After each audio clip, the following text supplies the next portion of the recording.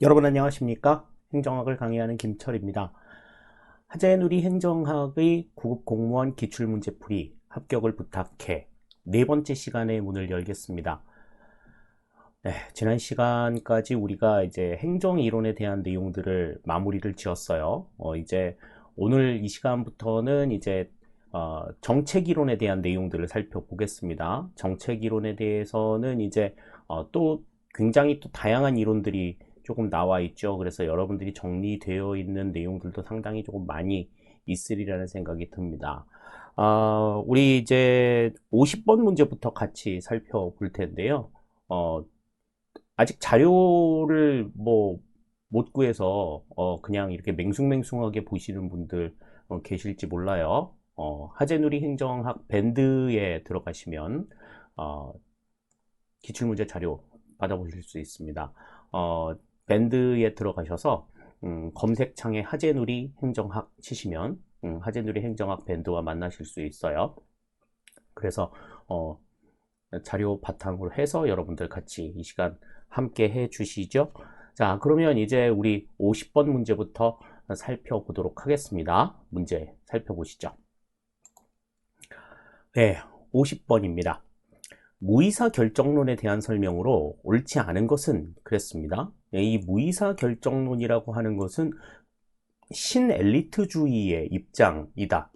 그렇게 말씀을 드렸죠. 그래서 정책 의제 설정의 핵심 키를 이제 소수의 엘리트가 쥐고 있다라고 하는 이 엘리트 이론의 바탕을 두고 내용들을 전개하는데, 특히 이 무의사 결정론 같은 경우에는 다원주의를 반박하기 위한 그러한 논리도 좀 들어 있어요. 그래서 여러 사람들의 이야기를 다 듣지만 이 엘리트들은 자신들의 이익에 반하는 그러한 어떤 도전이나 그러한 가치들에 대해서는 그냥 과감하게 묵살해버리는, 그러니까 어떠한 반응도 보이지 않음으로써 어떤 개혁이라든지 그 다음에 변화를 추구하는 이 같은 움직임들을 좀 질식시키는 그러한 입장을 보인다. 그래서 여러 사람들이 이야기를 다 듣는 것 같아도 결국에는 자기들 유리한 것만 골라서 결정하는 그러한 입장들이다. 그러니까 정책 의제 설정의 핵심 키를 누가 가지고 있다? 네, 엘리트들이 가지고 있다. 이렇게 생각하는 것이 이 무의사 결정론의 내용이 되겠어요. 자, 그러면 1번부터 한번 살펴볼까요? 자, 옳지 않은 걸 고르라고 얘기했는데, 정치 체제 내의 지배적 규범이나 절차가 강조되어 변화를 위한 주장은 통제된다고 본다. 그랬습니다. 요거는 맞는 이야기가 되겠죠. 그러니까 무의사 결정론에 대한 어떤 기본적인 특징을 이야기하고 있는 내용이 되겠습니다. 다음 2번. 엘리트들에게 안전한 이슈만이 논의되고 불리한 이슈는 거론조차 못하게 봉쇄된다고 한다. 아까 말씀을 드렸죠.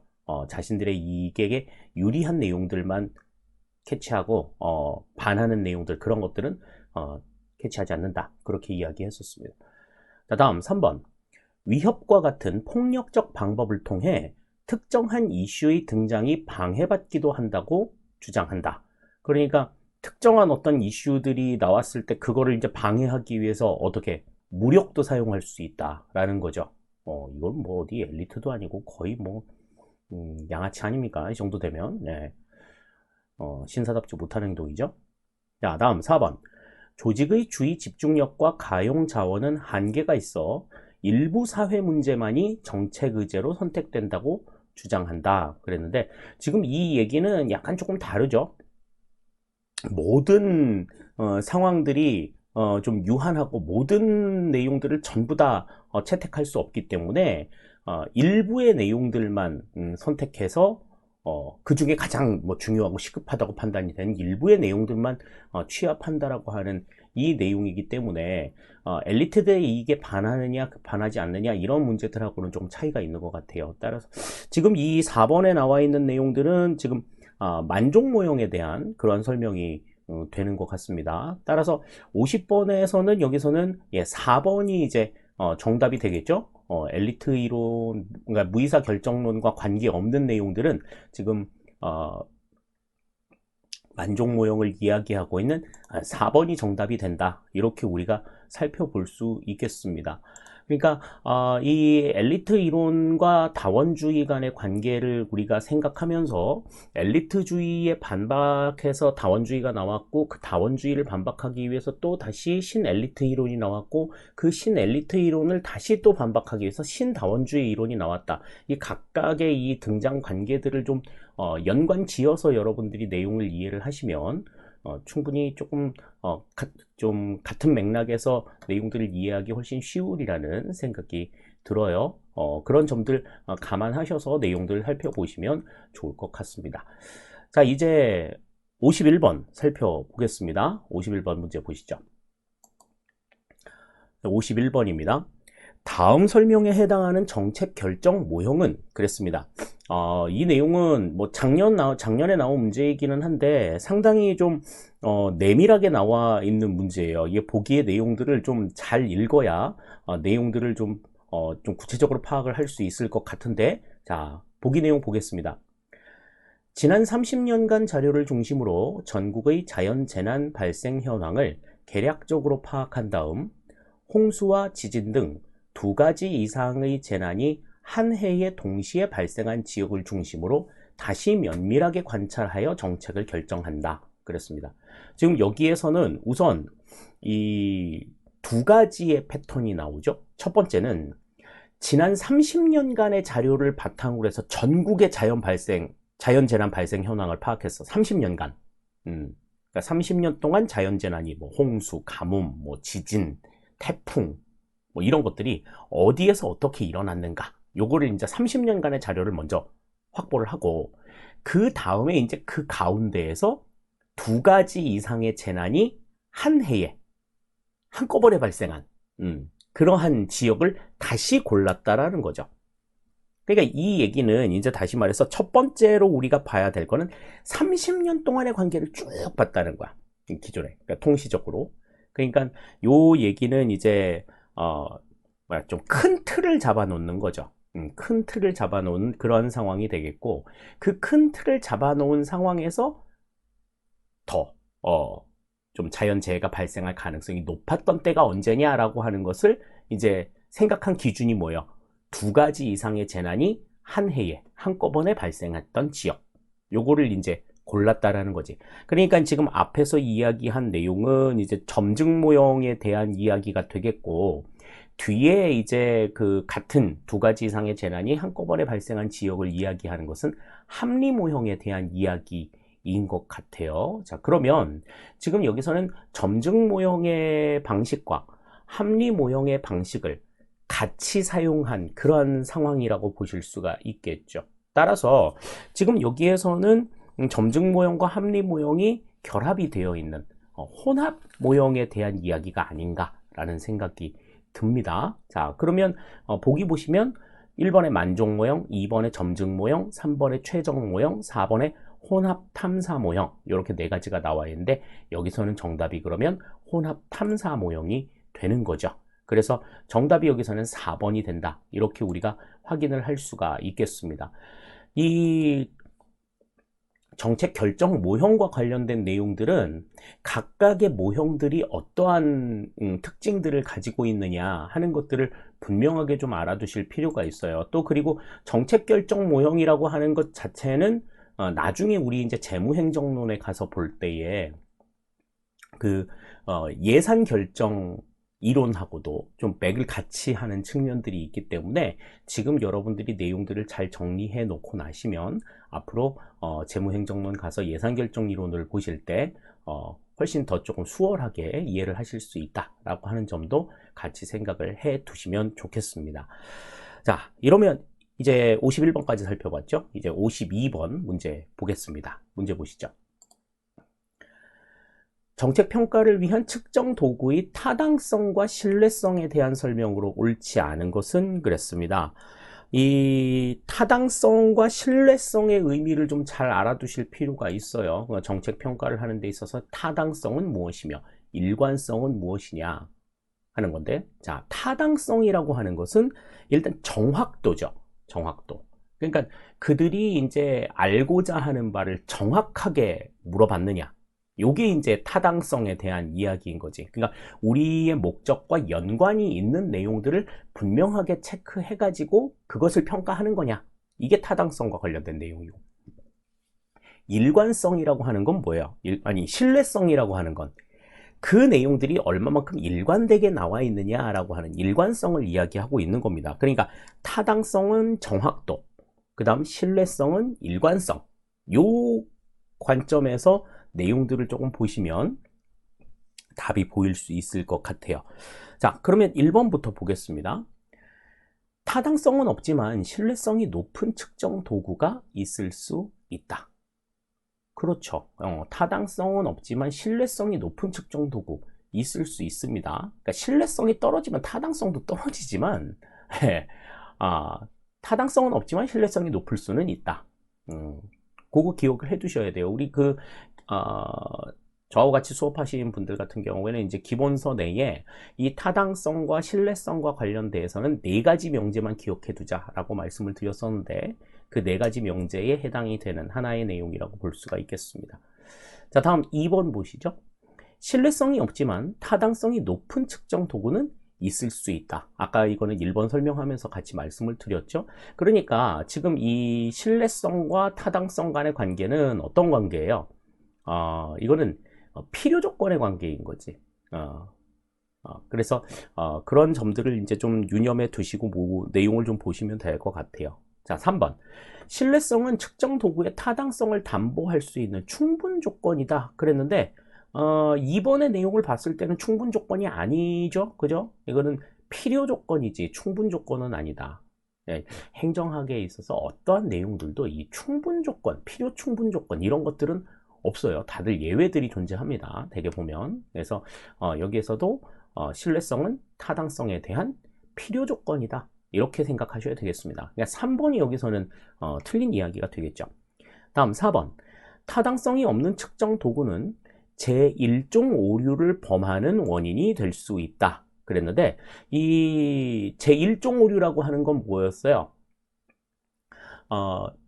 그러니까 옳은 상식을, 그러니까 옳은 대안을 거부하고 틀린 상식을 고집하는, 그러니까 옛 것을 고집하는 이 같은 상황을 이건 제2종 오류구나. 자, 옳은 상식을 버리고 틀린 대안을 선택하는. 그러니까 옛날 거는 무조건 구려. 뭐 이런 생각하면서 그냥 옳은 내용들 버리고 틀리지만 새 거라고 무조건 받아들이는 이 같은 오류를 제1종 오류라고 이야기를 했었죠. 그러니까 이 타당성이 없는 측정 도구 이런 것들은 1종 오류를 범할 수도 있고 또 2종 오류를 범할 수도 있고, 예. 그러니까 정책 결정에 있어서 나타나는 오류들을 범할 수 있는 것 다 타당성의 문제다. 우리가 이렇게 생각을 할 수 있습니다. 그러니까 지금 이거는 1종 오류뿐만 아니라 2종 오류를 범하는 원인이 될 수도 있다. 이렇게 생각해 두시면 되겠어요.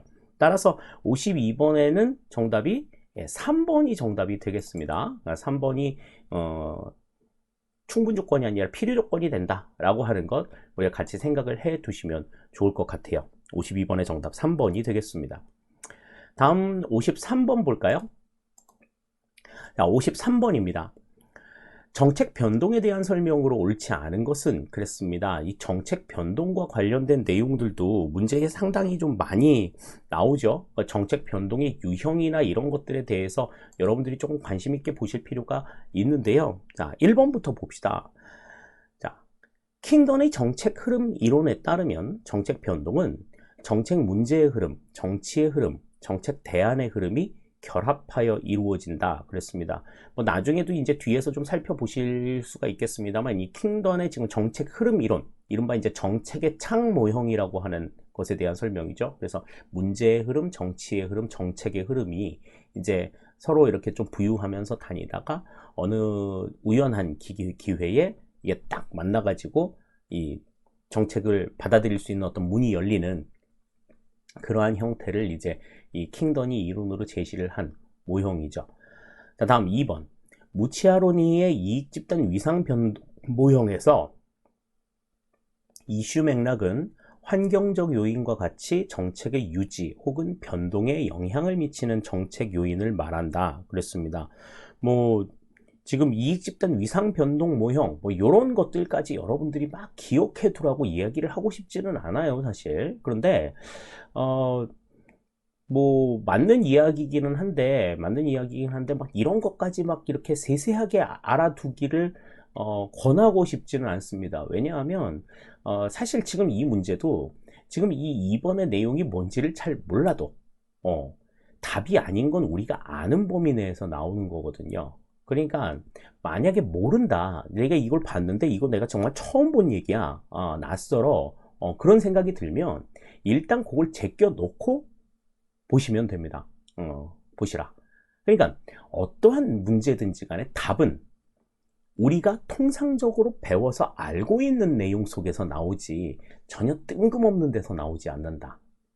요거 생각하셔야 돼요. 만약에 그렇지 않고 그런 방식으로 문제가 나오지 않았다. 그러면 이건 문제가 잘못 출제된 겁니다. 문제 낸 사람들이 그건 반성을 해야 될 문제거든요. 그러니까 일단 그러면 2번 모르겠으니까 제껴놓고 한번 보자고요. 자, 3번 봅니다. 실질적인 정책 내용이 변하더라도 정책 목표가 변하지 않는다면 이를 정책 유지라 한다. 그랬습니다. 그러니까 지금 이거는 내용이 바뀌는 거고 목표는 바뀌지 않는 거죠. 내용은 그러니까 어떻게 뭐 정책을 만들어 나갈지에 대한 겉껍데기 모양이라든지 정책을 추진하는 방식이라든지 이런 것들이 바뀌는 거지, 그걸 추구하는 정책의 목표는 그대로 유지가 되고 있는 상황을 이야기하는 건데, 그렇게 그냥 유지가 되고 있는 상황, 목표가 그대로 유지가 되고 이 수단만 바뀌는 이 같은 상황을 우리는 뭐라고 얘기해요? 정책의 승계라고 이야기하죠. 유지라고 하는 건 뭐야? 목표도 그대로, 수단도 그대로, 다 그대로 있는 것. 계속 있는 게 이게 유지. 지금 수단은 바뀌고 목표는 그대로 있고 수단만 바뀌는 이 상황을 우리는 승계라고 이야기한다. 그러니까 3번이 여기서는 틀린 내용이 되겠습니다. 네, 거 봐요. 우리가 아는 범위 내에서 나온다니까. 그 다음 4번. 정책 목표를 달성하기 위한 전반적인 행정수단을 소멸시키고 이를 대체할 다른 정책을 마련하지 않는 것을 정책 종결이라 한다. 그랬습니다. 그러니까 정책 목표에 대한 수단을 없앴어. 안 해. 그럼 다른 걸 내놔야 되잖아. 그러니까 다른 걸 내놓지 않아. 그러니까 있던 거 없애고 다시 나 그거 안 해. 라고 이렇게 얘기해버리는 거죠. 다른 걸 내놓지 않는 거. 그러면 이제 정책이 끝나는 거다. 이렇게 우리가 볼 수 있겠습니다. 따라서 지금 정책 변동에 대한 내용 가운데서 옳지 않은 것은 여기서는 3번이 정답이 되는 것 우리가 확인을 할 수가 있겠어요. 이 정책 변동과 관련된 내용은 사실 좀 소홀히 하기 쉬운 부분들이기도 합니다. 그러니까 뭐 유지가 뭔지, 승계가 뭔지, 뭐 종결이 뭔지 각각의 의미들을 우리가 좀 개념적으로라도 조금 알아두실 필요가 있어요. 그 바탕 아래에서 이제 문제들이 나오니까 그런 점들 염두에 두시고 문제를 보시기 바랍니다. 아까 뭐 얘기했었던 뭐 무치아론이나 뭐 킹던 뭐 이런 내용들은 사실 7급 수준에서 나올 수 있는 그러한 문제들이거든요. 그러니까 7급 수준에서도 뭐 반드시 막 알아둬야 된다 뭐 이렇게 생각할 수 있는 부분들은 사실 아닙니다. 사실 아닌데 문제에서 나오면 사실 뭐 좀 우리 그냥 좀 속된 말로 출제자가 깡패잖아요. 그래서 사실 문제를 내는 사람이 어떻게 문제를 내느냐에 따라서 이게 좀 당락이 좀 바뀌는 그 이제 난이도도 좀 달라지고 뭐 이런 문제들이 있는데, 사실 이 좀 출제하시는 분들이 좀 이 문제의 타당성이나 뭐 이런 부분들에 대해서 좀 신경 써서 내셔야 돼요. 사실 그렇지 않아 가지고 문제에 오류가 나는 부분들이 좀 몇몇 차례 좀 눈에 띕니다. 예, 그런 것들은 좀 반성하시고 이번에 문제 내실 때는 좀 잘 내셨으면 좋겠어요. 자, 이제 우리가 54번 문제 살펴보겠습니다. 54번에는 이제 정책의 변수에 대한 이야기가 나와 있거든요. 정책 변수에 대해서 여태까지 이제 좀 소홀히 했었던 제3의 변수에 대한 이야기들이 나와 있습니다. 그래서 작년에 조금 많이 당황하셨을 문제인데 내용 한번 보시죠. 54번 보겠습니다. 정책 변수에 대한 설명으로 옳은 것만을 모두 고르면 그랬습니다. 옳은 것만 고르래요. 자, 그래서 지금 기억, 니은, 디귿, 리을 4개가 나와 있고 이제 매개 변수, 조절 변수, 억제 변수, 허위 변수 이렇게 전부 다 제3의 변수만 나와 있습니다. 독립 변수, 종속 변수는 안 나와 있어. 그러니까 이 독립 변수, 종속 변수는 이제 나오면 이제 너무 이제 쉽다 그거지. 이제 그래서 이제 제3의 변수만 낸 것 같은데요. 자, 그러면 기억부터 좀 살펴보시죠. 매개 변수는 독립 변수의 원인인 동시에 종속 변수의 원인이 되는 제3의 변수다. 그랬는데 자, 매개 변수는 뭐냐면 독립 변수로부터 뭔가를 받아서 종속 변수에 영향을 미치는 그러한 변수예요. 그렇기 때문에 이거는 독립 변수와 종속 변수 둘 다 원인이 되지 않습니다. 독립 변수는 독립 변수의 결과 변수이고, 그 다음에 종속 변수의 원인 변수가 되는 변수를 우리가 매개 변수라고 이야기를 해요. 그러니까 독립 변수와 종속 변수 둘 다 원인 변수로 작용하는 것은 제3의 변수 가운데서는 매개 변수밖에 매개 변수 빼고 전부 다다. 그러니까 지금 나와 있는 뭐 조절 변수, 억제 변수, 허위 변수 등등등 이런 것들은 전부 다 원인이 되는 그러한 변수다. 이렇게 생각하시면 되겠습니다. 일단 매개 변수는 독립 변수의 결과이자 종속 변수의 원인이 된다. 기억은 그래서 아닌 거죠. 자, 다음 니은 봅니다. 조절 변수는 독립 변수와 종속 변수 간의 상호작용 효과를 나타내게 하는 제3의 변수다. 그랬는데 요거는 맞는 이야기죠. 그죠? 상호작용 효과를 나타내는 변수다. 이해를 해주시면 될 것 같고요. 다음 디귿. 억제 변수 그랬습니다. 이 억제 변수는 독립 변수와 종속 변수 간의 상관관계가 없는데도 있는 것으로 나타나게 하는 제3의 변수다. 그랬습니다. 근데 이 억제 변수라고 하는 거는 지금 독립 변수와 종속 변수 간에 상관관계가 없는데도 있는 것으로 나타나게 하는 변수는 억제 변수가 아니라 교란 변수라고 이야기를 하죠. 혼란 변수 또는 교란 변수 이렇게 이야기를 합니다. 억제 변수는 뭐야? 독립 변수와 종속 변수 간의 관계가 일단 있는데 없는데 이렇게 얘기하는 거야. 둘 간의 관계가 있는데 없는 것이라고 이야기해주는 그런 변수를 우리가 억제 변수라고 이야기를 해요. 그래서 지금 여기는 있는 데와 없는 데를 뒤집어 놔야지 맞는 이야기가 되겠습니다. 그러니까 디귿도 틀린 내용이죠. 다음 리을. 허위 변수는 독립 변수와 종속 변수 모두에게 영향을 미치며 이들 사이의 공동 변화를 설명하는 제3의 변수를 허위 변수라고 이야기한다. 그래서 이 같은 변수들의 어떤 내용들을 좀 제거해야 인과관계가 더욱더 두드러진다라고 인과성 추론의 원칙 이야기하면서 말씀을 많이 드렸던 기억이 납니다. 따라서 지금 54번에는 지금 옳은 것만을 골라라 그랬으니까 니은과 리을이 맞는 이야기가 되겠죠. 그래서 니은과 리을을 정해 놓은 4번이 여기서는 정답이 된다. 이렇게 우리가 생각을 해 볼 수 있겠습니다. 자, 지금 이 정책 변수와 관련된 내용들은 우리가 이제 그냥 단순하게 독립 변수와 종속 변수만 이해하고 있었던 그런 부분들인데 제3의 변수에 대한 내용들도 조금 생각을 해두자 이거죠. 지금 이제 국가직 문제에서 지금 이 내용이 지금 작년에 출제가 되었기 때문에 뭐 다른 데에서도 문제가 나올 가능성들이 좀 충분히 있다. 이렇게 우리가 살펴보실 수 있겠어요. 그런 점들 유념해 두시고 각각의 제3의 변수가 어떤 의미를 가지고 있는가 하는 것들 좀 알아두시는 것도 상당히 좋을 것 같습니다. 자, 이제 우리가 55번 살펴볼게요. 자, 55번은 이제 정책 집행의 방식에 대한 내용들이 나와 있는데 문제 보시죠. 정책 집행의 하향식 접근에 대한 설명으로 옳은 것만을 모두 고르면 그랬습니다.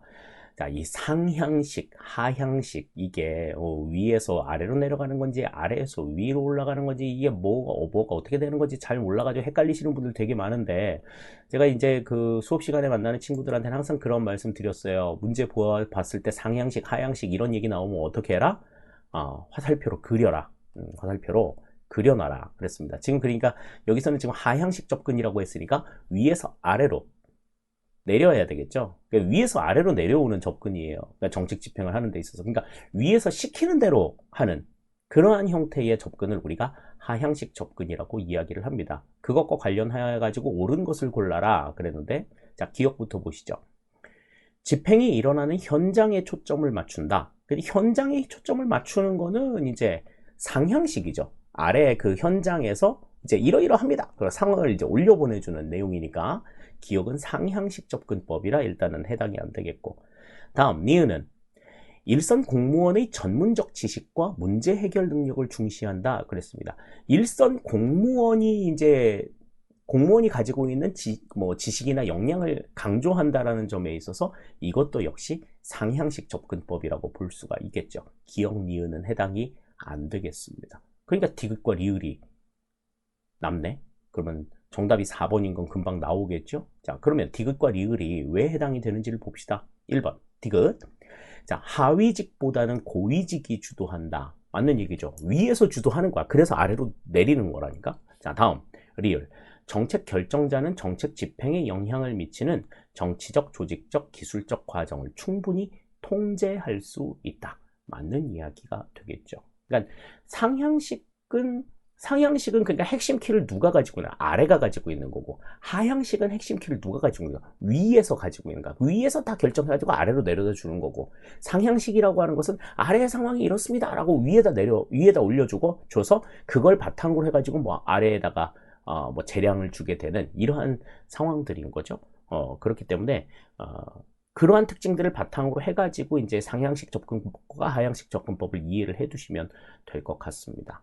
따라서 55번의 정답은 여기서는 4번이 정답이 되는 것 우리가 확인을 할 수 있겠네요. 보통 이제 이 정책 집행에 관한 내용들 이야기할 때에는 이 상향식 접근법과 하향식 접근법, 물론 이제 뭐 절충되는 접근법들도 있습니다만은 절충식 접근법에 대한 이야기들은 잘 안 나와요. 잘 안 나오고 보통 이제 상향식 접근법과 하향식 접근법에 대한 내용들이 이제 중심이 돼서 나오는데 그 각각의 차이점들을 좀 분명하게 이해해 두시기를 당부를 드리겠습니다. 자, 이제 그러면 56번 살펴보겠습니다. 56번 문제 보시죠. 56번입니다. 정책평가의 논리에서 수단과 목표 간의 인과관계에 대한 설명으로 옳은 것만을 모두 고르면 그랬습니다. 아까 우리 그 제3의 변수 이야기할 때 인과성 추론의 법칙에 대한 이야기를 했었어요. 인과성 추론의 법칙이라는 거는 이제 세 가지가 있었죠. 공변성, 우리가 동시변화성이라고 얘기하는 공변성이 있었고, 다음에 순차성, 우리가 시간적 선행성이라고 이야기하는 내용이 있었고, 다음에 이제 비허위성, 요 세 가지가 있었는데, 비허위성은 아까 말씀드렸으니까 뭐 따로 설명을 안 드릴게요. 공변성이라고 하는 거는 이제 독립변수와 종속변수가 둘 다 변화가 있어야 된다. 독립변수에는 변화가 없는데 종속변수가 나타났다든지, 아니면은 독립변수에 변화가 있는데 종속변수는 뭐 안 나타나고, 종속변수는 나타나는데 독립변수가 안 나타나고, 이런 상황은 없다라는 거죠. 둘 다 어떤 변화가 나타난다. 정으로든 부로든 그런 변화가 나타나야 우리가 이제 인과관계가 있다고 볼 수 있는 거죠. 다음 두 번째, 순차성이라고 하는 것은 뭐예요? 독립변수는, 원인 변수는 반드시 종속변수, 결과 변수보다 시간적으로 먼저 일어나야 된다. 시간적으로 앞서서 만들어져야 된다라고 하는 것이 이제 시간적 선행성, 순차성에 대한 의미가 되겠습니다. 다음에 이제 디귿, 비허위성이라고 하는 것은 독립변수와 종속변수, 이 둘 이외에, 이 둘 간의 관계에 영향을 미치는 제3의 변수들은 좀 배제해야 한다. 그런 관계들, 허위 관계를 이제 좀 배제시켜야 된다라고 이야기를 했었는데, 요즘처럼 이제 복잡한 사회에 있어서는 이러한 허위 관계를 완전하게 배제하기는 어렵기 때문에 가급적 허위 관계는 최소화하는 것이 중요하다. 이렇게도 설명을 드렸었어요. 자, 그러면 기억의 내용부터 좀 살펴보죠. 기억 봅니다. 정책 목표의 달성이 정책 수단의 실현에 선행해서 존재해야 한다. 그랬는데 목표의 달성이 수단의 실현에 선행해서 존재한다. 이거는 말이 안 되죠. 수단을 실현해가지고 목표가 달성이 되는 건데, 목표 달성이 수단 실현보다 선행해서 먼저 존재해야 된다. 그럼 결과가 먼저 나오고 다음에 원인이 나온다는 얘기잖아. 이거는 순차성이 위배되는 내용이죠. 그러니까 기억은 일단 맞는 내용이 아니겠습니다. 자, 그러면은 기억 있는 거는 일단 탈락이고, 그러면은 니은이 들어가냐 안 들어가느냐에 따라서 이제 2번이냐 4번이냐가 결정이 될 것 같은데, 자, 니은 보시죠? 특정 정책 수단 실현과 정책 목표 달성 간 관계를 설명하는 다른 요인이 배제되어야 한다. 요 니은의 이야기가 바로 비허위성에 대한 이야기죠. 그렇기 때문에 니은은 들어가는 게 맞네. 그러면은 정답이 4번이죠. 그죠? 자, 그러면 디귿은 뭔지 봅시다. 정책 수단의 변화 정도에 따라 정책 목표의 달성 정도도 변해야 한다. 요거는 뭐예요? 공변성에 대한 이야기가 되겠습니다. 따라서 지금 여기에서 인과관계와 관련된 내용들은 니은 디귿이 맞는 이야기다. 기억만 하나 빼놓고 이제 이야기를 하셔야 되겠죠. 그러니까 지금 이 뭐 사회과학을 연구하는 데 있어서 뭐 정책 평가를 하는 데 있어서도 마찬가지고 사회과학을 연구하는 데 있어서 이 인과성 추론 원칙은 굉장히 중요한 부분 중에 하나예요. 그래서 시험 문제도 상당히 많이 언급이 될 수 있는 그런 부분들이라고 늘상 강조했는데 이제 작년에 출제가 됐어요. 작년에 출제가 됐는데 그런 점들을 이제 그 좀 유념해 두시고 보셔야 된다는 거예요. 기본적인 내용들을 좀 알고 있어야, 알고 이해를 하고 있어야지 이 다른 내용들도 유추해 가지고 설명을 할 수가 있거든요. 그러니까 지금 이 정책평가의 논리와 관련해서는 인과성 추론의 원칙에 대한 내용들을 바탕으로 해서 이제 뭐 독립변수와 종속변수, 아까 앞에서 나왔던 제3의 변수 뭐 이런 것들이 이제 조금 연관이 있는 그러한 부분들을 좀 생각하셔야 됩니다. 작년 같은 경우에는 시험 문제 내실 때 국가직이나 지방직 시험에서 이 그 변수 간의 관계라든지 아니면은 그 인과성에 대한 내용이라든지 이렇게 논리학을 문제에 좀 반영하는 정도들이 상당히 조금 많이 있었던 게 좀 특징이에요. 그런 것들도 조금 생각하시면서 내용 정리하시는 거 상당히 도움이 되리라는 생각이 듭니다. 자, 이제 우리가 57번 문제 살펴보겠습니다. 57번에는 이제 비용 편익 분석에 대한 내용이 나오는데 문제 한번 살펴보시죠. 비용 편익 분석에 대한 설명으로 옳지 않은 것은 그랬습니다. 이 비용 편익 분석이라고 하는 것이 어떤 특징을 가지고 있느냐라고 하는 것에 대해서는 수업 시간에도 상당히 많이 강조가 된 부분들이 있었습니다. 첫 번째 뭐였어요? 비용과 편익의 요소들을 전부 다 화폐 가치로 환산을 해서 이 직접적인 가치와 간접적인 가치들을 전부 다 좀 산정할 수 있다라고 하는 게 특징이었죠. 첫 번째 특징이었고, 두 번째는 이제 이 긴 기간 동안에 보통 이제 비용 편익 분석하면 한 30년간의 기간을 통해 가지고 분석을 하기 때문에 이 30년간의 화폐 가치가 동일하지는 않을 거라는 거죠. 그래서 이 할인율이라고 하는 개념을 사용해서 미래의 가치를 현재의 가치로 환산한다. 그렇게 말씀을 드렸습니다. 자, 이 화폐 가치로 이 비용과 편익을 이 화폐 가치로 환산을 하기 때문에 나타나는 특징들은 이제 뭐가 있었어요? 이 속성이 다른 사업들끼리도 서로 비교를 할 수 있게 되었고, 그리고 직접적인 가치와 간접적인 가치, 그러니까 눈에 보이는 가치와 보이지 않는 가치 모두를 전부 다 이 비용과 편익의 개념 안에 전부 넣을 수 있었다라고 하는 게 이제 특징이다. 이렇게 말씀을 드렸었죠. 자, 그리고 이제 뭐 비용 편익 분석에서 나오는 가치들, 뭐 순현재 가치라든지 그 다음에 비용 편익 비율이라든지 그 다음에 내부 수익률 이러한 개념들도 좀 생각해 두셔야 되죠. 그래서 비용 편익이 저기 순현재 가치 NPV라고 하는 거는 이제 편익의 현재 가치에서 비용의 현재 가치를 뺀 거. 다음에 비용 편익 비율은 편익의 현재 가치에서 비용의 현재 가치를 나눈 거. 다음에 IRR은 내부 수익률은 이 순현재 가치가 0, 그 다음에 비용 편익 비율이 1일 때에 적용된 할인율, 요걸 이제 내부 수익률이라고 얘기한다. 각각의 개념들 좀 정리해 두자 이렇게 얘기했었습니다. 자, 그러면 보기 한번 볼게요. 1번 보죠. 분야가 다른 정책이나 프로그램은 비교할 수 없다. 뭔 소리야? 그죠? 예, 분야가 다른 정책이나 프로그램도 비교할 수 있다고 얘기했죠. 이게 이제 비용 편익 분석의 가장 큰 특징이다. 그렇게 말씀을 드렸습니다. 다음 2번. 정책 대안의 비용과 편익을 모두 가시적인 화폐 가치로 바꾸어 측정한다. 이게 이제 대표적인 특징이라고 말씀을 드렸고요. 다음 3번. 미래의 비용과 편익의 가치를 현재 가치로 환산하는데 할인율을 적용한다. 맞는 얘기죠?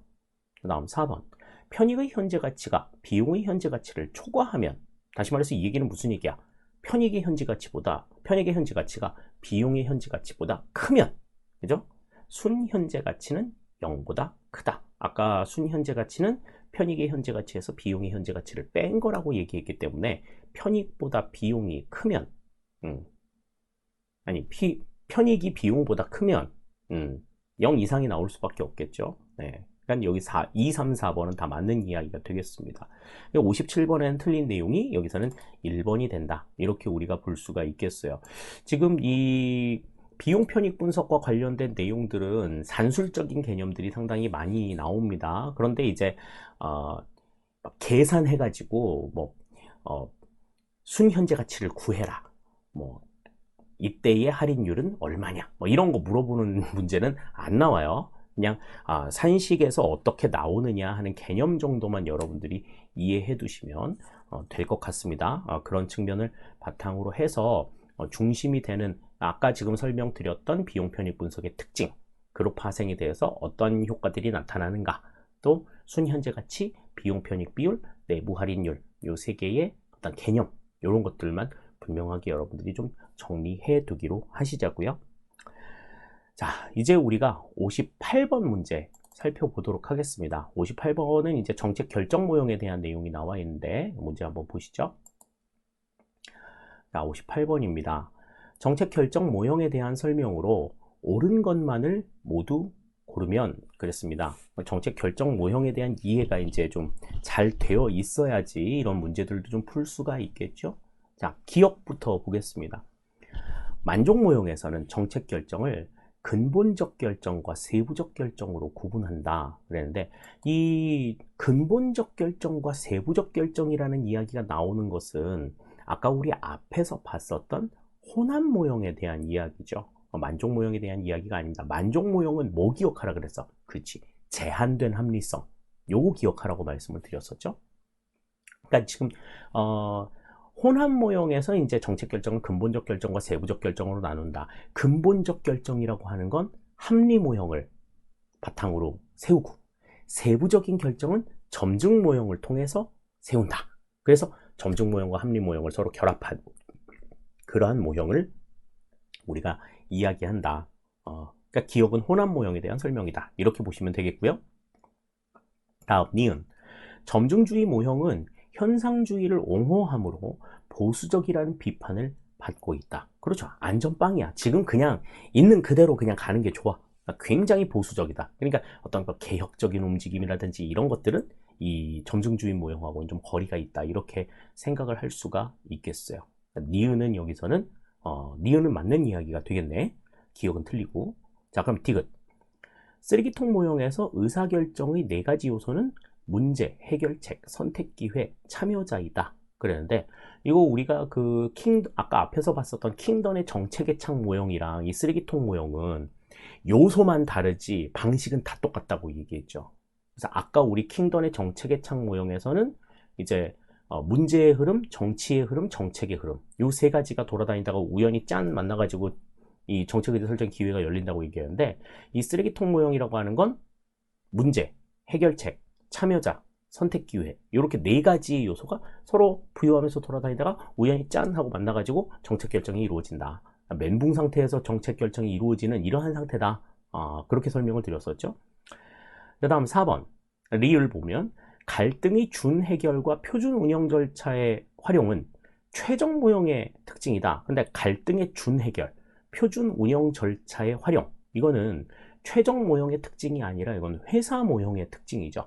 최종 모형에서 강조가 됐던 건 뭐예요? 최종 모형에서 강조가 됐던 건 초합리성, 그러니까 경제적 합리성을 바탕으로 하면서도 초합리성, 다시 말해서 영감이나 직관이나 이런 것들, 인간이 가지고 있는 어떤 주관적인 어떤 우리 쉽게 말해서 시차말로 촉, 이런 거, 나 촉 좋아, 그 촉 같은 것들을 이용해 가지고 내용들이 결정이 되는 상황들, 요걸 우리가 이제 최종 모형이라고 이야기를 합니다. 따라서 지금 여기에서는 기억하고 리을이 틀린 내용이에요. 그러니까 옳은 것만 골라라 그랬으면 니은과 디귿이 맞겠죠? 그러니까 니은 디귿이 나와 있는 3번이 여기서는 정답이 된다. 이렇게 우리가 생각을 할 수 있겠습니다.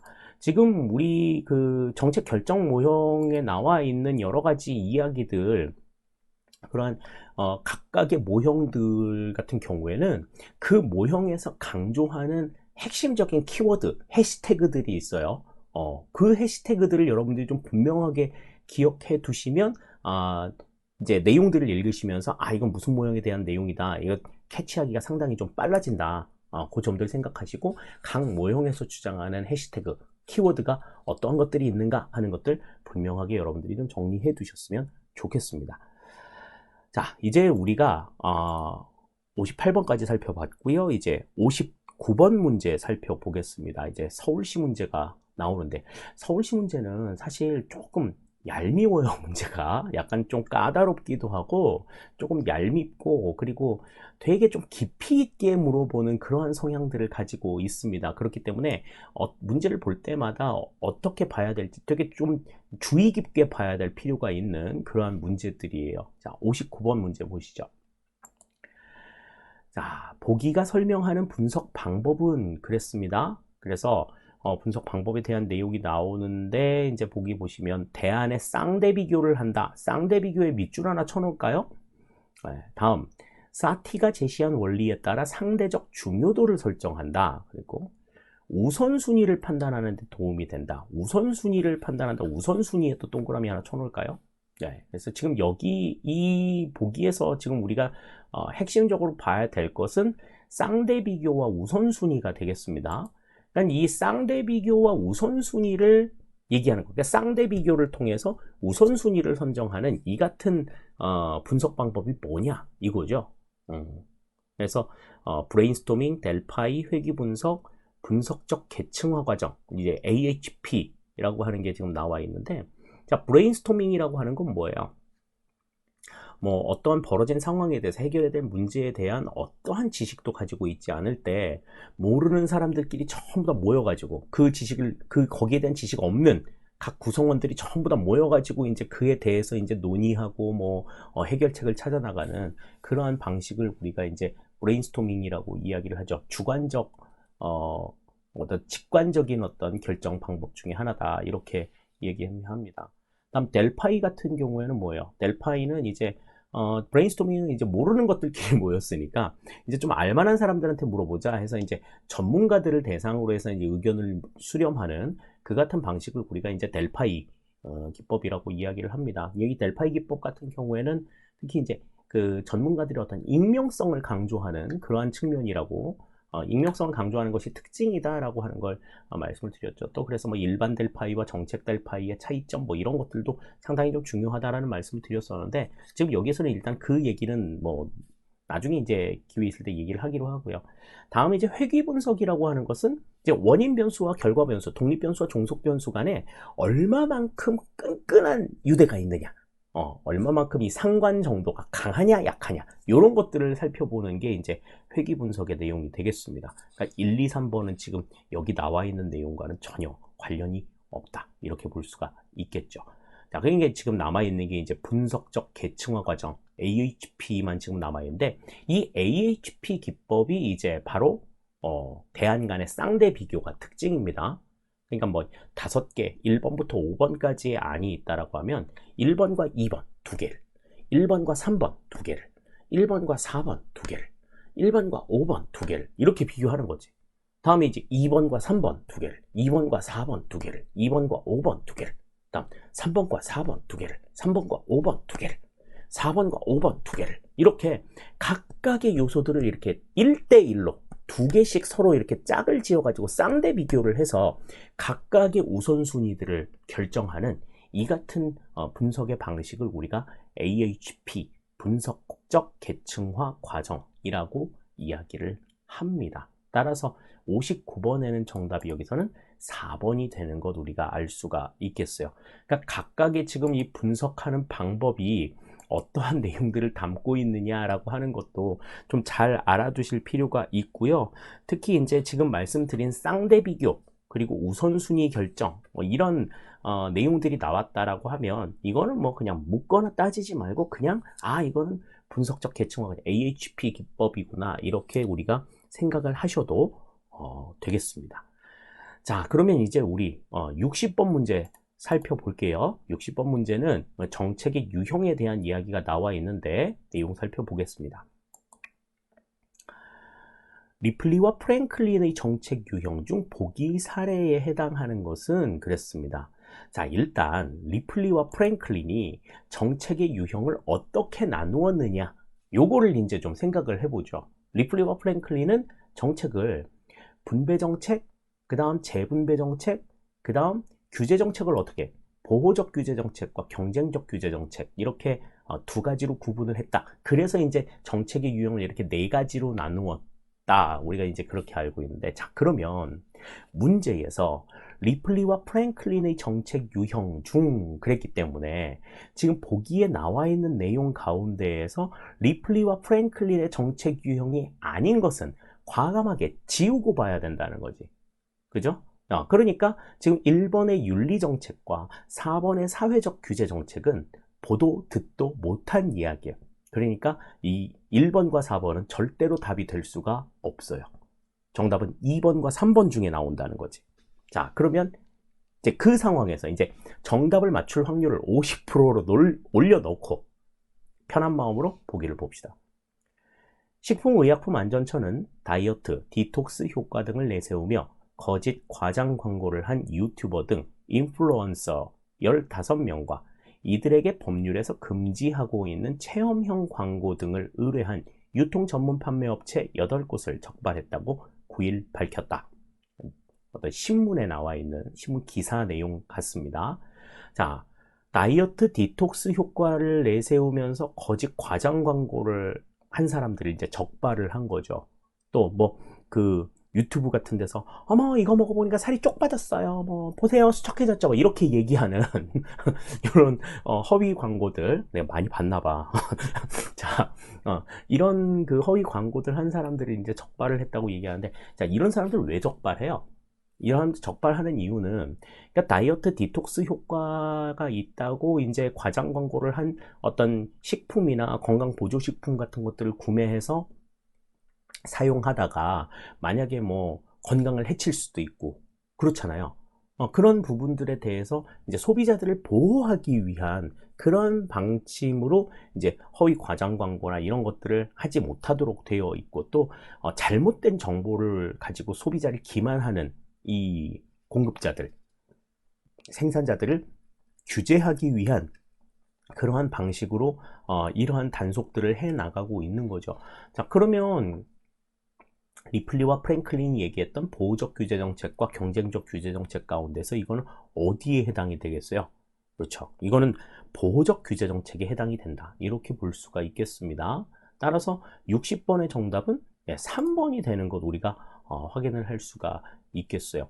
지금 이 리플리와 프랭클린의 정책 유형, 뭐 보기도 나와 있고 뭐 그러니까 되게 긴 얘기도 나와 있고 그러니까 문제 보고서 막 이럴 수도 있는데, 자, 일단 리플리와 프랭클린의 정책 유형이라고 얘기를 했으면 보기 내에 어떤 게 있느냐, 리플리와 프랭클린의 정책 유형이 아닌 건 가감하게 날려야 돼요.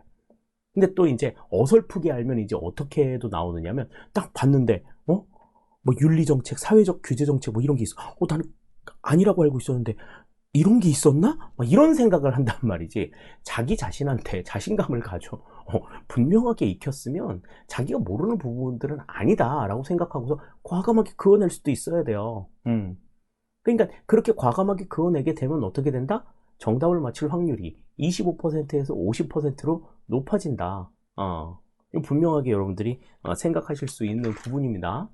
그렇기 때문에 좀 용기를 가지고 아닌 건 아니다 라고 확실하게 내칠 수 있는 그런 용기들을 좀 가져주시기를 당부를 드릴게요.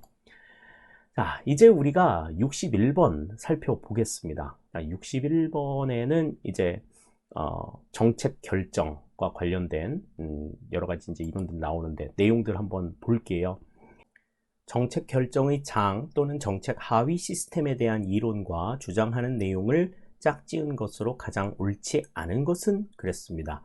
각각의 내용들이 이제 어떻게 구성이 되어 있는가 하는 것들. 자, 1번부터 좀 살펴볼까요? 자, 1번. 다원주의. 정부는 조정자 역할에 머물거나 게임의 법칙을 진행하는 심판자 역할을 할 것으로 기대한다. 그랬습니다. 이 다원주의라고 하는 것은 이제 여러 다수의 의견들이 서로 이렇게 경합을 하는 과정들을 거치잖아요. 여기에서 이제 정부가 어떻게 해라, 주도적으로 뭔가 이렇게 재단하는 그런 모습이 아니라 그 다양한 의견들이 서로 경합하는 과정들을 그냥 내버려 두고 가만히 있다가 이제 나중에 뭐 조정을 한다든지 심판을 한다든지 최종적인 어떤 상황에 있어서 그러니까 그들끼리 해결이 나지 않을 때에 이제 정부가 나서는 다소 조금 소극적인 입장들을 보이고 있죠. 1번은 맞는 이야기가 되겠고요. 다음 2번 조합주의. 정부는 이익 집단 간 이익의 중재에 머물지 않고 국가 이익이나 사회 공공선을 달성하기 위한 주도적인 역할을 할 것으로 기대한다. 그런데 이거는 이제 다원주의하고 정반대죠. 굉장히 적극적인 입장들, 이런 것들을 강조한다. 그래서 이제 과거에 이제 중세 유럽 때 중상주의 같은 것들 할 때는 이제 국왕이 어떻게 다른 나라하고 어떻게 무역할 건지 각각 국왕들끼리 서로 이렇게 약속해가지고 너 쟤네랑 가서 무역해, 저기 가서 물건 팔아, 이렇게 상인들에게 전부 다 이렇게 알려준단 말이지. 상공업 진흥을 위해서 국가가 주도적으로 나서는 그 같은 움직임들을 이제 조합주의라고 볼 수 있겠습니다. 다음 3번. 엘리트주의. 엘리트들은 사회의 다원화된 이익을 대변하는 것이 아니라 자신들의 이익을 추구한다. 아까 이제 앞서서 다원주의하고 엘리트주의의 어떤 차이점, 이런 것들 이야기할 때 말씀을 드린 바가 있죠. 1, 2, 3번이 다 맞는 이야기인데요. 그럼 4번이 틀렸대. 어디가 어떻게 틀렸는가 봅시다. 철의 삼각 그랬는데, 입법부, 사법부, 행정부 3자가 강철과 같은 장기적이고 안정적이며 우호적인 삼각관계 역할을 형성하면서 정책 결정을 지배하는 것으로 본다 그랬습니다. 이 철의 삼각 모형은 우리가 다른 말로 뭐라고 얘기해요? 하위 정부 모형이라고 이야기하죠. 하위 정부 모형인데 이제 그 구성원 셋들이 정말 강철 같은 네트워크를 강조하기 때문에 이제 붙여진 별칭이 바로 이 철의 삼각입니다. 철이가 먹는 삼각김밥 아니야. 자, 그런데 지금 여기에 나와 있는 내용은 그 삼각을 구성하고 있는 개체들의 내용이 다르죠. 지금 입법부, 사법부, 행정부가 아니라 하위정부 모형에서 강조하고 있는 세 주체는 누구였어요? 의회, 위원회, 그리고 관료, 그리고 이익집단, 이렇게 셋이었죠. 그렇기 때문에 지금 여기에서는 4번이 틀린 내용이다. 우리가 이제 이렇게 생각을 할 수 있겠습니다. 각각의 이제 이 정책 결정 모형에 대한 내용들을 좀 우리가 잘 이해해 두시는 것도 분명히 필요하다라고 하는 말씀 드릴게요. 특히 이 철의 삼각 같은 경우에는 그 개체들이 누구냐, 요거에 대한 문제들 상당히 많이 물어봤었던 그러한 전례들이 있습니다. 그런 것들 좀 잘 생각하시고 내용 정리해 두시기를 바랄게요. 자, 그러면 이제 62번 문제 살펴보겠습니다. 문제 보시죠. 62번입니다. 정책 네트워크에 대한 설명으로 옳지 않은 것은 그랬습니다. 정책 네트워크는 우리 이제 세 가지가 있었어요. 첫 번째로는 이제 그 아까 얘기했었던 하위 정부 모형이 있었고, 두 번째는 이제 그 해당 상황에 대한 직간접적인 이해 관계자들의 모임인 이슈 네트워크가 있었고, 세 번째는 그 현상에 대한 전문가 집단의 모임인 정책 공동체가 있다. 이렇게 이제 세 가지 말씀을 드렸었는데, 보기 보시죠. 1번부터 보시면 정책 네트워크의 참여자는 정부뿐만 아니라 민간 부문까지 포함한다 그랬는데, 이건 뭐 맞는 이야기죠. 민간 부문까지 포함을 합니다. 두 번째, 정책 공동체에 비해서 이슈 네트워크는 제한된 행위자들이 정책 과정에 참여하며 경계의 개방성이 낮은 특징이 있다. 그러니까 개방성이 낮다는 얘기는 개방적이란 얘기야, 폐쇄적이란 얘기야?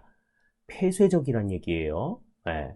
자, 그런데 이제 정책 공동체는 아까 말씀드렸지만 전문가 집단이라고 얘기했고, 이슈 네트워크는 이해 당사자라고 얘기했잖아요. 그러니까 전문가 집단 같은 경우에는 거기와 관련된 어떤 전문적인 지식이 있어야지 참여가 가능한데, 이슈 네트워크는 그냥 단순하게 이해관계만 있으면 누구든지 참여할 수 있는 부분들이기 때문에 이 정책 과정에 좀 참여하는 행위자들, 그러니까 제한된 행위자들의 참여나 경계 개방성이 낮은 폐쇄적인 특징을 가지고 있는 것은 이슈 네트워크보다는 정책 공동체다. 따라서 지금 여기는 이 정책 공동체와 이슈 네트워크의 위치가 바뀌어야지 맞는 이야기가 되겠죠. 그래서 이슈 네트워크에 비해서 정책 공동체는 제한된 행위자들이 정책 과정에 참여하며 경계 개방성이 낮은 특성이 있다. 이렇게 이제 설명을 하시면 되겠습니다. 다음 3번.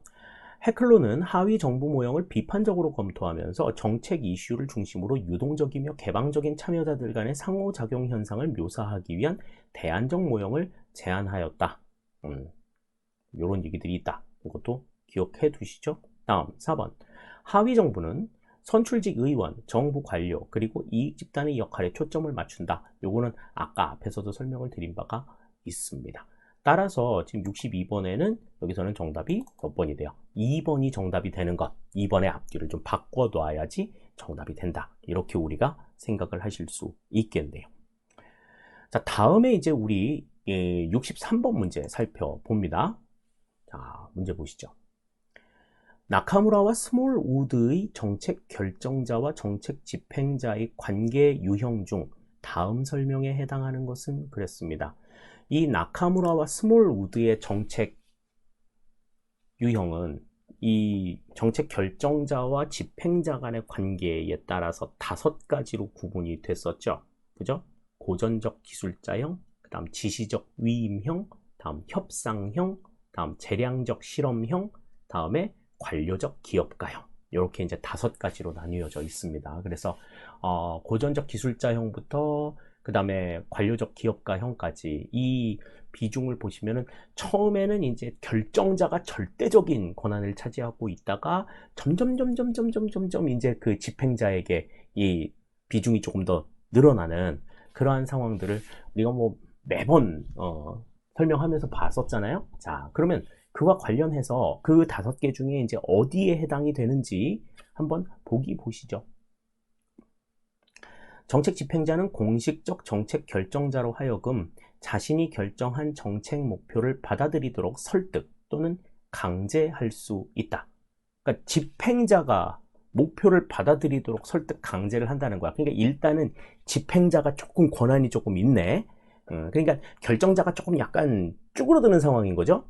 그러니까 지금 여기에서는 재량적 실험가형이나 관료적 기업가형 중에 이제 답이 나올 것 같다는 생각이 들어요. 자, 2번째. 정책 집행자는 목표를 달성하기 위한 수단을 획득하기 위해 정책 결정자와 협상한다. 그랬습니다. 협상한다. 목표를 달성하기 위한 수단을 얻기 위해서 결정자와 협상. 우리 이렇게 할 거예요. 라고 지금 이야기를 하는 거지. 자, 다음. 미국 FBI의 수장직을 지냈던 후보 국장이 대표적인 예이다. 그랬는데 뭐 요거는 이제 우리가 참고적으로 봤던 내용들이잖아요. 지금 보면 지금 이 집행자가 목표도 지금 보면 첫 번째 내용을 보시면 자신이 결정한 정책 목표를 받아들이려고 한다. 그러니까 목표를 정하는 것도 누구야? 집행자야. 집행자가 목표까지 정하는 건 뭐였어요? 이거는 관료적 기업가형이 되겠죠. 그래서 여기서는 4번이 정답이 되는 걸 우리가 확인을 할 수가 있겠습니다. 그냥 각각의 특징들을, 그러니까 고전적 기술자형부터 관료적 기업가형까지 각각의 이 사람들이 이 정책 결정자와 집행자 간의 관계가 어떻게 이루어지고 있느냐라고 하는 것을 여러분들이 그 관점에서 좀 비중이 어떻게 옮겨가고 있느냐라는 차이를 여러분들이 좀 이해하는 차원에서 내용을 보신다라고 하면 지금 63번 같은 문제들도 훨씬 좀 쉽게 대할 수 있지 않을까 이런 생각이 드네요. 자, 이제 우리가 이제 이 시간에 살펴봐야 될 마지막 문제가 되겠습니다. 64번 문제는 앨리슨 모형에 대한 이야기가 나와 있는데 일단 문제 살펴보죠. 앨리슨 모형에 대한 설명으로 옳은 것은 그랬습니다. 이 앨리슨 모형이라고 하는 것은 이제 60년대 초반, 1964년이죠. 64년도에 그 쿠바 미사일 사태를 해결하기 위해서 그 존 F 케네디가 이제 그 추진했던 그 정책의 어떤 그 결정 과정, 요 내용들을 이제 이 앨리슨이라고 하는 학자가 이제 어떠한 방식으로 결정이 되더라라고 하는 것을 이제 보고 그 상황에 따라서 각기 이제 사용되는 모델들이 있더라. 그래서 세 가지 모델을 제시를 했는데 최근에는 이 앨리슨 모형에 대한 문제가 그렇게 좀 막 두드러지거나 강조가 되지는 않아요. 왜냐하면 이 앨리슨 모형에서 제시하는 이 모형이 기존의 정책 결정 모형, 우리가 알고 있는 정책 결정 모형하고 이렇게 좀 겹치는 부분들이 상당히 많이 있고, 다음에 상황에 따라서 각기 모델이 결정이 된다라고 봤던 앨리슨 모형과는 달리, 앨리슨의 주장과는 다르게 요즘에 이제 후반에 들어온 학자들의 개념에서는 이 세 가지의 모형이 다 쓰이더라. 뭐 상황에 따라서 뭐 모델 1이 쓰이고 모델 2가 쓰이고 모델 3가 쓰이고 이런 상황이 아니라 모델 1, 2, 3가 다 두루두루 쓰이더라. 이렇게 이제 보고 있기 때문에 지금 우리가 이제 이 앨리슨 모형에 대해서 이해를 하실 때에는 어느 정도 수준을 이해를 해 두셔야 되느냐면 각각의 모형이 우리가 알고 있던 정책 결정 모형의 무엇과 비슷하냐. 요걸 이제 좀 매칭을 시켜두는 게 좀 필요하죠. 그래서 모델 1 같은 경우에는 우리가 합리적 행위자 모형이라고 이야기하는데 이 모델 1 합리적 행위자 모형은 우리가 봤었던 정책 결정 모형에서 합리 모형과 유사한 내용이다. 이렇게 볼 수가 있고, 다음에 두 번째 모형이 이제 모델 2가 이제 조직 과정 모형이죠. 이 조직 과정 모형이라고 하는 건 조직 내부에서 구성원들이 어떻게 움직이느냐에 대한 내용이에요. 그래서 이 모델 2와 관련된 내용은 이제 회사 모형과 유사하다. 그렇게 우리가 생각할 수 있고, 다음에 이제 모델 3, 모델 3는 우리가 이름하여 관료 정치 모형이라고 이야기를 합니다. 그러니까 관료들끼리 어떤 협상이나 조정 이런 것들을 좀 강조하는 그러한 모형이 이제 관료 정치 모형이 되겠는데, 그런 관료 정치 모형은 뭐예요? 정치적 합리성을 강조하는, 그렇죠? 점증 모형과 유사하다. 이렇게 우리가 이야기를 할 수가 있겠습니다. 그래서 그러한 맥락에서 이제 문제를 조금 보시면 그래도 어느 정도 좀 답이 보일 거라는 생각이 드는데, 자, 옳은 것을 고르라 그랬어요. 1번부터 봅니다. 합리적 행위자 모형에서는 국가 전체의 이익과 국가 목표 추구를 위해서 개인의 이익을 고려하지 않는 것을 경계하며 국가가 단일적인 결정자임을 부정한다 그랬습니다. 국가가 뭐 알아서 다 정하고 이런 거 아니야? 이런 거 아니야? 그래서 개인의 이익을 고려하기 위한 그러한 방법들도 있어야 돼? 이 강조하는 게 뭐예요? 이거는 관료 정치 모형에 대한 이야기죠. 합리적 이익 모형에 대한 내용이 아니다. 1번은 틀린 내용이 되겠습니다. 다음 2번. 조직 과정 모형에서 조직은 불확실성을 회피하기 위하여 정책 결정을 할 때 표준 운영 절차나 프로그램 목록에 의존하지 않는다 그랬는데, 아까 말씀드렸지만 조직 과정 모형은 회사 모형과 맥을 같이 한다고 얘기했죠. 그러니까 얘네들은 뭐야, 뭐 느슨한 연결 관계 가지고 있고 당면 과제에 집중하고 불확실성을 회피하기 위해서 표준 운영 절차 따른다. 그러니까 지금 여기는 의존하지 않는다고 얘기했으니까 틀린 내용이죠. 의존하지 않기는 왜 의존하네. 의존한다가 맞는 얘기죠. 네, 그래서 2번도 틀린 얘기입니다. 다음 3번. 관료 정치 모형은 여러 다양한 문제에 관심을 갖는 다수의 행위자를 상정하며 이들의 목표는 일관되지 않는다. 그러니까 그들끼리 서로 이렇게 좀 조정하고 협의할 필요가 생긴다라는 거죠. 3번은 맞는 얘기가 되겠네. 다음 4번. 외교 안보 문제 분석에 있어서 설명력을 높이기 위한 대안적 모형으로 조직 과정 모형을 고려하지는 않는다. 그런데 무슨 소리예요? 설명력을 높이기 위해서 조직 과정 모형을 고려하기도 합니다. 그렇기 때문에 4번도 틀린 얘기예요. 따라서 64번에 맞는 얘기를 골라라. 그럼 여기서는 3번이 정답이 된다. 이렇게 우리가 생각을 할 수 있겠습니다. 앨리슨 모형과 관련된 내용들은 뭐 근간에는 뭐 이렇게 많이 등장을 하지는 않았었지만, 그래도 우리가 아까 말씀드린 대로 모델 1, 2, 3가 각각 어떠한 의미를 가지고 있는가, 어떠한 모형하고 맥을 좀 같이 하는가, 이런 부분들은 좀 정리해두고 기억해 두실 필요가 있다 라고 하는 말씀 강조해서 드리겠습니다. 자, 이렇게 해서 이제 우리가 합격을 부탁해 네 번째 시간 같이 했는데요. 이제 시간 마무리 할 시간이 됐습니다. 벌써 이제 뭐 시작한 지 이제 일주일 됐는데 벌써 우리가 이제 60문제를 넘게 풀었어요. 그죠? 그래서 벌써 이제 64문제 풀었는데 풀어본 문제들은 다시 한번 복습하셔야 됩니다. 복습하셔야 되고, 그리고 이해가 안 되는 부분들이 있다라고 하면 언제든지 질문해 주세요. 네.